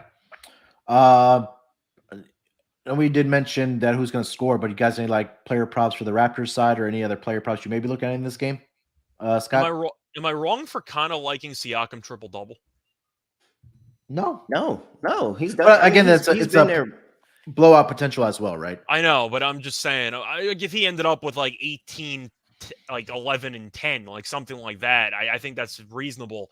I'm trying to find what the price is, though, and I'm not sure if it's worth it based on the price. Do you have a price in front of you for a triple-double? Here, I have the screen. I'll give you 1 second here. Triple-double. I'm not sure it'll be released yet. Hold on, let me see. I see 870, but I'm not sure if you see a line that could beat it. I was kind of hoping for like 11-1 or something like that. That's kind of low for him, though. It is. That's why I can't take it. If it was like 11 or 12-1, I'd probably take it. Yeah, I see 9-1. Okay, that's not good enough for me. So maybe if you can do anything on Barnes for a triple-double. Yeah, I see 35-1. Or even double-double. I think Scotty Barnes is a little bit of play, and it's more because we know that Jakob has been the main rebounder for the Spurs, but losing Keldon Johnson and losing Vassell, those are your next 2 highest rebounders on his team. And so if they're going to struggle, finding guys that are going to be around the rim to get the ball, I can see like a Siakam, a Scotty Barnes. So I really like their rebounds props for those 2. And I mean, Scotty Barnes has put up some pretty decent numbers against the Spurs in the 2 games that he has played against them. 11, 9, and 8 in one game, and then in another game he had 28 and 1. So I mean, it's been some pretty solid numbers there. I like Scotty Barnes over his rebounds prop today with a couple of guys missing on that Spurs side, just to be more active around the rim. By the way, I see Barnes double at one book is plus 255, which I really like. I think that's a great price. I see a 285 for him as well. I think that's definitely worth something. Yeah, I like that. Yeah, he had 21, 7, and 8 in his last game without Fred VanVleet on the floor as well. So maybe a possibility where he gets the assist or even, like you mentioned, Terrell, the rebounds for Scotty Barnes. All right, let's keep it rolling here, guys. 3 games left on the schedule. We have the Utah Jazz headed to Dallas to take on the Mavericks. It's going to be 8:30 Eastern start. Looking at the lines for this game, I'm currently seeing the Dallas opened up as a 6-point favorite. That number has been bet up to 6.5. Total is sitting at 222. That number's half a point down to 221.5 in this game. Looking at the injury report for both of these teams, for the Dallas Mavericks, Davis Bertans continues to be out with a right knee infusion. Frank Ntilikina is also out with a right ankle issue, and Christian Wood is officially questionable tonight with a non-COVID related illness. For the Utah Jazz, pretty clean injury report. Nobody of significant is on their injury report, so everybody is a go. I know they were having some illnesses and COVID-related stuff going through their locker room, but nothing on the official latest injury report. So let's start with the side here. Terrell, I'll start with you on this game. Currently over on WinBet, the Dallas Mavericks are a 6.5-point home favorite here hosting the Utah Jazz. What are you thinking? This is like this is getting close to a realm that I don't want to go facing the Utah Jazz, and that's laying a big number against them. They are a scrappy team. They're a scrappy team that goes back and forth and really wants to challenge and just prove that, hey, we're not one of the worst teams in the league. And this was fun the first game of the season when I picked them to do it against Denver and we cashed that really big money line. But now it's getting to a point where it's really fucking annoying. And can you guys actually start playing worse, please, so we can start fading you again? But I mean, they're a pretty good team. So this Mavericks team has given me cause for concern sometimes with their, effort on the defensive end to start the season. We know that they're a lot better defensive team than what they are showing this part of the season. And it's really hard for me to fade what Luka is doing right now, to be honest. And I hate to just sit here and put all of this on the back of Luka, but if Luka is just walking into 35 plus points, like it's really, really hard not to like the Mavs in this game. So I'll give a slight lean to the Mavs -6, but the better play, and I think this is my favorite prop of the day, is I'm on Lauri Markkanen over 7.5 rebounds, because what are they doing? He is killing this line. He is absolutely demolishing this line. He has like 4 double-doubles in the season already. And if you sit here and you look at the Mavs outside of Luka, they really don't rebound the basketball at all. Like they're really a terrible rebounding team outside of what Luka is able to give them. Christian Wood gives it to him maybe a night, takes a couple nights and he off. might not play. Yeah, and he might not play. Like that just even more. It just feels like Lauri Markkanen, he's there and he said, all right, I'm going to take that position as the big man. He's a 7-footer as the big man on this team, and I'm going to go up there and get a lot of rebounds. He's been over this number, and I don't even remember what the number was. What's the current number? 7.5? 7.5, yeah. I see Markkanen double at plus 285. 285 is way too good of a price, and I'm absolutely playing that. But when I look at his rebound numbers, just going through what he's done this season already, 11, 9, 10, 9, 6, 12, 13, 4. Like, where are you getting 7.5 as the line right here? And it's not even a juice 7.5. This is over here. I'm getting in that -111. So, yeah, give me Lauri Markkanen over 7.5 rebounds. I feel like that's my best prop of the day here. Love that. Scott, thoughts on this game with the Jazz and the Mavericks? I'm going to Utah in this one. I also watched them against Denver in the first game. I saw them dominate, and while I was watching them, I thought to myself, this team could be a play-in team. Like, I think that they just have a lot of depth, and that's what happens when you trade away your star players for some role players and draft picks. You get a lot of role players who are all valuable And suddenly you have an 8-9-man rotation that actually can compete with a lot of other teams because your bench unit is so much better than the other team's bench unit. I think Dallas's bench unit is garbage. I don't think they have anybody. Yeah. And Luka, we know, is incredible. And I'm expecting Luka rebounds to also be a good prop tonight because if Wood's out of the lineup, then Luka's going to have to rebound the ball. But you're looking at what Dallas has with the second unit. You're throwing in Campazzo. Like, you really don't have many options here at the guard spot for an overall bench lineup. And I think Sexton should play well. I think that you're looking at Malik Beasley, who could play well. I like Utah because I think that Dallas's bench is really just not good. And Christian Wood might not play either. I'm not a Kleber guy. Imagine last year's roster with no Brunson. That's kind of what they might be throwing out for this game. I don't like that idea. And I think that Utah has value. I'm going to go with Utah, but if you want to take Dallas, you might as well just take Luka PRA. Because if they're going to win the game, Luka's going to go for some ridiculous 40, 15, and 10 game. So I expect Luka to go nuts, but I think Utah has enough quality scoring depth to really outplay Dallas's entire supporting cast. I'm on the Jazz here. I think they're a pretty good team. Yeah, he just swayed me. I'll take Jazz +6. Yeah, Utah has one of the better defenses against the point guard position early on in the season here as well. So I don't know what Luka is, but I guess technically, I wouldn't say he a point. Point forward. He's just. I can't fade with Luka's actually, like, everybody talks about that Luka MVP, and he's like one of the shortest odds every year. He's playing like it to start this season. And it's because he came into shape too, right? Because he was playing in that Eurobasket tournament over the summer. That's why we like them. The only question is Dallas's record going to be good enough for him to actually win the award? And that was one takeaway I had when they lost to the Pelicans. I lost money on it, but I'm watching this team play, and I really don't think their supporting cast is that good. I think Tim Hardaway Jr. is a decent shooter. Finney-Smith's a streaky shooter. Bullock, I'm hit or miss on. I think Bullock is off a lot more than he's on, but I know he was good with the Knicks when Terrell was, watching him play almost every day. I don't think Dallas' supporting cast is that good. And I feel like that's really going to be their undoing over the course of the season. I really like Utah's supporting cast. I think that's going to be the story of the game. And Markkanen's a savage. Yeah, I like Utah here as well.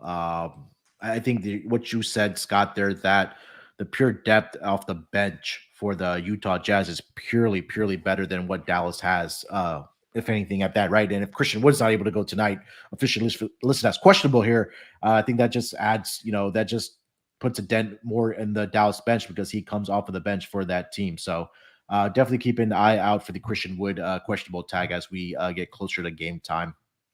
Quietly, guys, Luka averaging 36.7 points per game. I'm not sure if anybody has noticed that so far this season. No, so Luka's I think I saw earlier, Luka's 40 plus points is like 2-1, and that's just insane. That's crazy. Yeah. Mm-hmm. All right, let's get over to the next game of the night. It's going to be, let's go to the Portland matchup.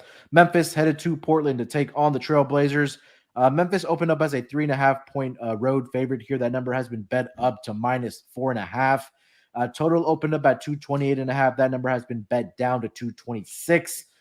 Looking at the injury report for both of these teams, let's start with the Memphis Grizzlies. Steven Adams officially questionable.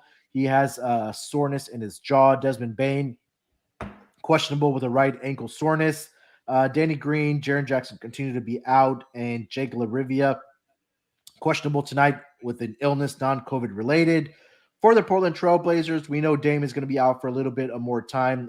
Gary Payton is going to be out, I believe I read another 7 more games. Trendon Watford and Oliver Sarr are also out for the Portland Trailblazers here tonight. And Josh Hart, questionable as he is in the concussion protocol for the Trailblazers. So a pretty dinged up team for both sides here. Looks like we'll see heavy minutes from the starters in this game. Let's start with the spread here, Scott. -4.5, currently over on WinBet. Sorry, up to -5 now for the Memphis Grizzlies as a road favorite going up against the Portland Trailblazers. I'm on the Grizzlies. I respect Portland for being 5-1. Doesn't change the fact they're missing Lillard, and I do think that's a serious deal. Josh Hart also might not play, who's one of the most underrated role players potentially in the league. I think Hart's a pretty good role-playing guard-forward, very good rebounder for his size. But a lot of it comes down to if Memphis is going to be with Bane and Adams. Or Adams, I don't know if that matters that much. But for since they have Nurkic on the other side, you kind of want Adams in the lineup, but it really comes down to Bane. Because if you have Morant and Bane in there against Portland's defense, it's going to be rough for the Trailblazers backcourt, especially to try to guard those two guys. I'm going to lean Memphis.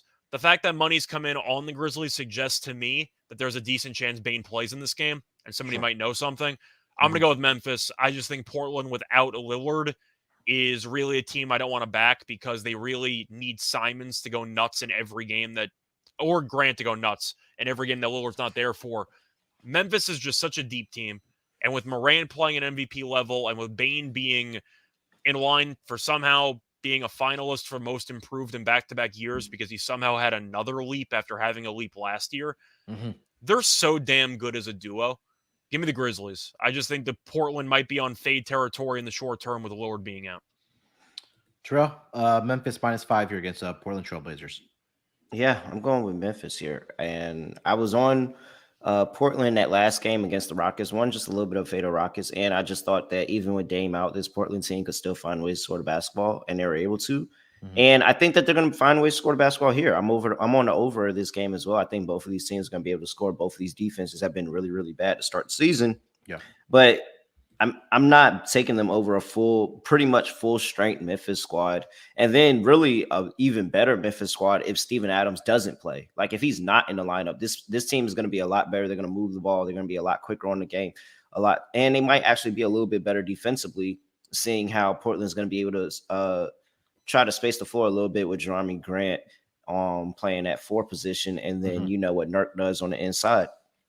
I think this is a pretty good opportunity for Memphis to get right on the road, playing against the Portland team that's beat up, had that, hey, we're going to go out here and get a win without Dame game last game. And I just don't think that they'll be able to keep it up for 4 quarters like Memphis will be able to. So give me the Memphis Grizzlies here. Yeah, I like Memphis here as well. Despite them being the worst defensive team as far as rating perspective so far this season at number 30, I just think that there's not enough right now for the Portland Trail Blazers, especially depth-wise. You guys talked about how Dame's going to be missing some time here. Simons and Grant should get theirs, but I think John Morant's just playing at a whole different level right now. Desmond Bane looks like, according to the line movement, what Scott mentioned, should be able to go.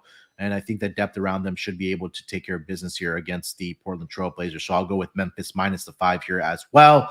I think what you said, Terrell, about both of these teams being able to put up points, I do like the over in this game as well. Currently, that number sits at 226 for this game. But Scott, do you have any thoughts on the total here? I'm not going to take an under with the Grizzlies. So It's either going to be over or pass. Okay. Terrell, any thoughts on the total? Yeah, I'm on over. I think that Grizzlies defense, Blazers defense been really bad. Without Dame, there's still a lot of scoring on this Blazers team. You have Shady and Sharp, you have Jeremy Grant, you have Anthony Simons. So yeah, give me that. Any player props you guys are looking at in this game? I think an auto bet right now may just be John Morant over on his points. I'm currently seeing that at 28.5. But Terrell, player props in this game?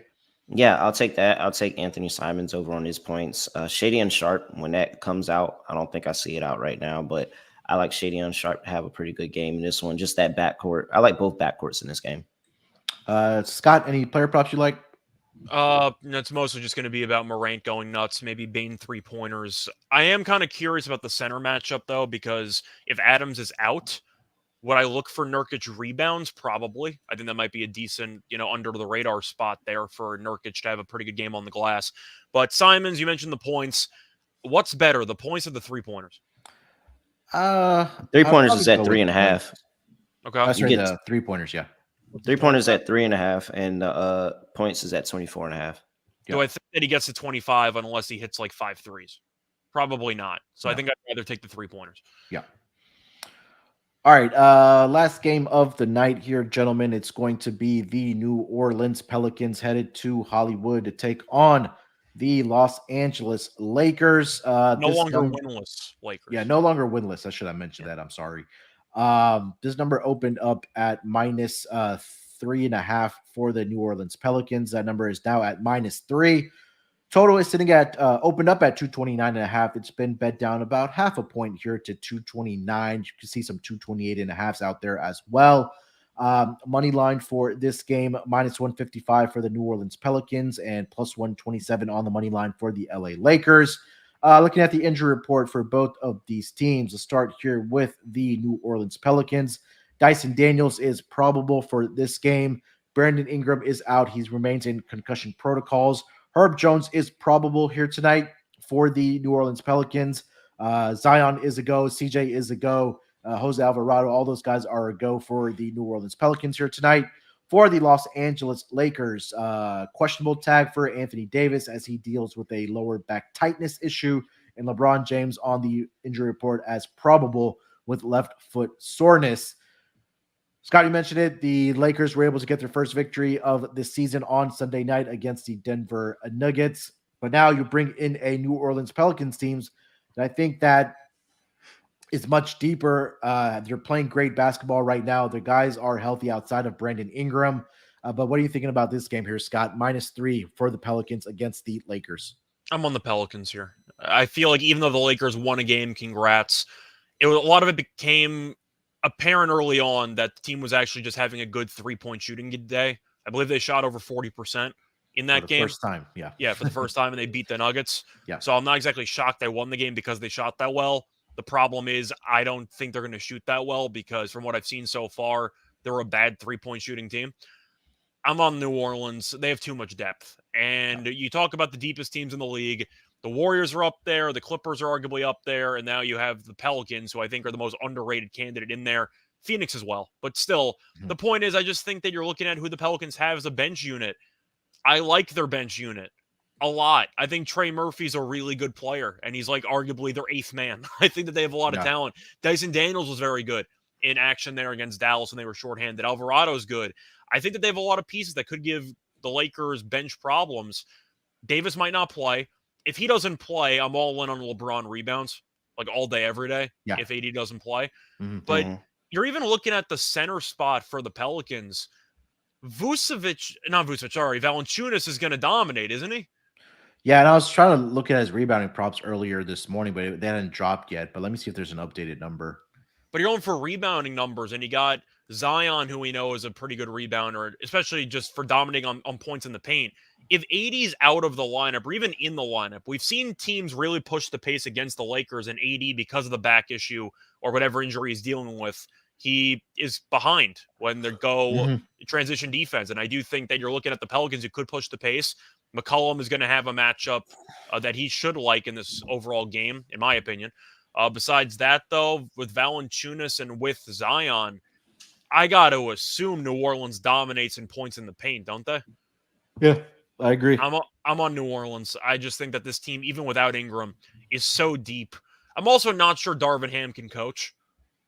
I know for a fact Willie Green can coach. So I think they have an advantage on the sidelines. Give me the Pelicans. This team's feisty. They're motivated. They're just a very good overall team. The Lakers won one game because they shot well from three. Calm down. I'll take the Pelicans. Terrell, Pelicans -3 in LA tonight. I mean, the Pelicans have owned this series, completely owned. For the last 5, they've won outright. And been dogs in multiple. For the last 5, they won outright. I think the only one that they lost, they literally didn't have anybody playing. I'm almost positive that was the result, and that's how the Lakers kind of got a really good win there. But Pelicans have been owning this series for the most part. And you go back to the three-point shooting. I don't understand how the Lakers are 30th in three-point percentage, but 12th in three-point attempts per game. It's obviously not working. Stop fucking doing it. It's not fucking Westbrook's working. Been doing that for years. Yes. And so you have that. Combine that with the fact that the second best team in the entire NBA against the three is the New Orleans Pelicans, who are allowing only 31.9% from three. I don't see where the scoring is going to come from for the Lakers for them to be able to keep up if the Pelicans are hitting on all cylinders. Pelicans, as you talked about, points in the paint. Pelicans' third best team, points in the paint, averaging 55.7 points in the paint. Now, that's where it's going to have to be for the Lakers because the Lakers are not too far behind them. 5th in the NBA at 54.3. But where's the rest of the scoring coming from? Are they going to be able to make that, make those adjustments and either get out in transition, get some easy buckets, get a lot of turnovers and points off turnovers? Like, where are the Lakers making those adjustments this far into the season? I don't know. I'm going to have to roll with Pelicans here and just continue to fade the Lakers until they've shown me continuously that they can actually be in some of these games. Yeah, I mean, I agree. I think that the Pelicans are just a more deeper team. And I think that they'll have their way here tonight. I know they like Scott mentioned, they shot 40+% in their first game and their first victory so far this season. But you take a look at the stats for the 3-point shooting, opponent 3-point shooting percentage, Pelicans are the second best team. So if the Lakers are smart, they try to attack the paint here tonight, and maybe the Pelicans do their best to force 3-point shots here as the recipe for success here. But I just think that Zion is going to have his way here tonight. You mentioned Valanciunas, Scott. They should dominate on the boards. And we talked about a lot that the Lakers, at least early on in the season, are just not a very good rebounding team. So I think they'll have a lot of success on the Pelicans rebounding the basketball. And I think they are the number 3 overall team as far as offensive rating goes as well. So both of you guys mentioned that. I think, Terrell, you mentioned it right now, that the Pelicans should be able to get whatever they want on the offensive side. Can the Lakers keep up with that scoring? I don't think they can. So, which I just love the Pelicans here tonight, -3. I also like their team totals to go over here tonight as well for this game. Any player props you guys are looking at for this game? Scott, I'll start with you. I mentioned Valanciunas, but I don't exactly see numbers available, so I can't really talk about it. But I think Zion has a big game. I'm trying to just think of how what What are you looking for, Valanciunas? Yeah. What I number? see 10.5 on his rebounds. Yeah, that's what I got. 10.5 only rebounds. 10.5. Yeah. I mean, sure. Really? I think the one concern about that may be that if Anthony Davis does start, that he may be guarding him, which pulls him away from the basket. Do you have to guard Anthony Davis on jump shots? I mean, yeah. I mean, how he's been. I'm just asking. No, how he's been this far. Yeah, you don't really have to. I just feel like he should end up having at least 11 rebounds. Like the Lakers are a team. The argument maybe is that if AD doesn't play, LeBron might play center, and then Valanciunas really is on a man without an actual island because he's kind of just stuck in the middle of nowhere. But they'll dominate on the glass in the offensive end. Valanciunas is a great rebounding big, and I do think that number's a bit too low, so I like the over there for rebounds. But I'm looking at Zion, and he's going to take the matchup against LeBron somewhat personally, but it mostly just comes down to the fact that I don't think the Lakers have much interior defense, and AD, we know, is a very good defensive player. The issue is he might not play, and he's also banged up, and his transition defense is atrocious. I'm just expecting Zion to take over the game at some point where he has a stretch in 5 minutes, maybe in the second quarter. He just puts up like 15 points in like 7 minutes because he goes to the foul line 5 times and he gets a couple offensive rebounds and nobody can stop him. Who the hell's going to guard him? You think LeBron wants to go out of his way to guard Zion? That's not going to happen. Yeah, that's why I'm on Zion over 24.5 points. Yeah. This just seems like the matchup where Zion is able to go and really get whatever he wants. And then also just thinking of what this Pelicans team is doing defensively right now, I think that they're going to be able to create a bunch of turnovers. And once you start creating turnovers and you let Zion get out in open space, then good luck. Yeah. 4 matchups in his career against the LA Lakers. He's averaging 28 points per game in that span, and he's gone over 24.5 points in 3 out of the 4 matchups with 29, 35, and 27. The one lone game he didn't, he finished up with 21 points in that game, but he didn't have a great shooting night in that game. But yeah, I agree with like Lonnie Walker. Like I really don't think LeBron's going to expend energy on the defensive end because they need him to score every point offensively. So Zion's going to have a mouse in the house every time he's in the paint. Yeah, I agree. Anything else for this game, guys? No, I just like the Pelicans and Valanciunas and Zion. That's basically all right. Let's get into our picks for tonight. Huge schedule, lot to pick from here tonight. We'll start with our locks and dogs. Let me kick it off here, guys. I will go with my lock. I'm going to go with the New York Knicks here tonight, -2.5 as my lock. Again, Atlanta, when they lose outright, we talked about the stat earlier, they're like 0-39 against the spread. They just either get blown out or they just don't even cover the spread when they lose. So Knicks, we talked about how they will probably or are going to take this game personally. I think the depth is a lot better for the New York Knicks. I'm going to take the Knicks here tonight, -2.5, hosting the Atlanta Hawks. For my dog, couple ways we can go here. Let's go with the Charlotte Hornets here tonight. +165 on the money line against the Chicago Bulls. Back-to-back situation. We talked about it.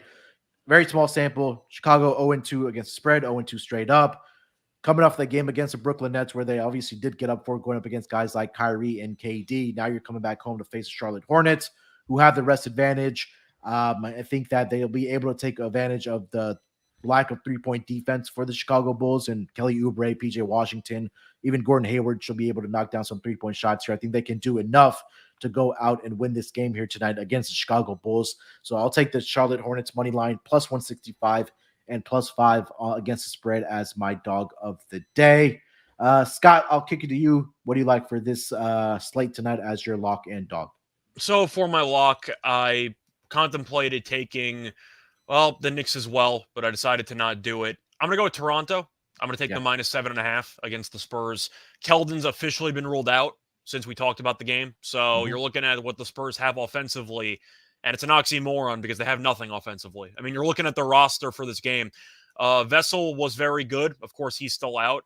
Keldon Johnson ended up taking over most of the scoring load once Vessel went out, and Johnson now is not playing. You're looking at the starting lineup, projected starting lineup. You have Trey Jones, Josh Richardson, Dougie McBuckets, Sochan, and you have Pirtle. That looks like a Wembanyama team. Just saying. We might have been waiting a couple. We might have been waiting a couple games, but that's a tanking lineup. Like, that's a really bad starting five. Toronto, I don't want Van Vliet to play. I'm going to say it. I don't think he's going to play in this game. But you're looking at what Toronto has. Siakam's a matchup problem for this team. I think Barnes a matchup problem for this team. Even Anunoby's a matchup problem for this team. And Gary Trent's not easy to guard either. So I'm looking at what Toronto has. They have a good bench. I like their overall lineup. I know they burned me against the Sixers, but I also thought Embiid was going to play. The Spurs are not a great defensive team. They're missing their two main scorers. I think Toronto buries this team, and I think they win comfortably because it looks like from this roster that San Antonio's tanking, doesn't it? This roster looks like if this was their lineup for the entire season, they'd win maybe 20 games, like tops. Yeah. I mean, when you have your first and second scorer out or leading scorers out, I think. And Toronto just beat Atlanta by 30. They scored 139 points. So I like Toronto -7.5. All right. What's your dog for the night? So my dog, I thought about also taking the Hornets, but I am going to go with something that we haven't done yet this season. It's going to be an alternative team total. I'm going to take the Clippers team total under 113.5 at even money. It's the ultimate baby dog, but I'm going to take it. I gave it on YouTube and it was -115 last night. I don't get it. If you want to boost the team total up for a team that can't score, have fun. But I'm not going to bother. I'm going with the under. This team can't shoot. And Paul George went nuts in the last game. They still only scored 95. I know that Houston right now ranks 10th in pace. They should be top 5. Silas is still relatively slower than, he's playing at a slower pace than they should be playing at. And the Clippers, second worst offense in efficiency. They're 18th in pace. I just don't think this team's very good right now. And if you're only going to score 95 in the first meeting, and now your total is 115.5, or in this case, 113.5 for the alternative, they're 0-7 going over on team totals. So they're 7-0 to the under. They can't score. Give me the team total under for the Clippers at even money at 113.5, because until they actually go over, I'm going to keep betting them to go under. I love it. No argument from me. Terrell, close out strong, my man. All right, for my lock, let's go with the over 226 for the Memphis Grizzlies and Portland Trail Blazers. Both of these defenses have been absolutely horrific to start the season. And even with no Dame in the lineup, matter of fact, no Dame in the lineup has dropped this total. It was in the 230s. They probably should have kept it there. Because you still have Jerami Grant, you still have Shadian Sharp, you still have Anthony Simons, and then on the other side of the ball, what you're telling me I'm probably going to get Desmond Bane, Dylan Brooks, and Ja Morant with potentially no Steven Adams. I like the opportunity for points in this game, so I'll take the over 226 in that game. Debate it, just go ahead and sign in with Memphis, but I can see some scoring on the Portland side too, so I'll take that over. For my dog, I'm going to go back to Lauri Markkanen. Lauri Markkanen, double-double, plus 285. He's been over this 7.5 line for his rebounds in every game but 2 this season. And he's has 4 double-doubles on the season already. We sit here and we talk about the Dallas team, and they're having issues rebounding basketball. Luka's their best rebounder.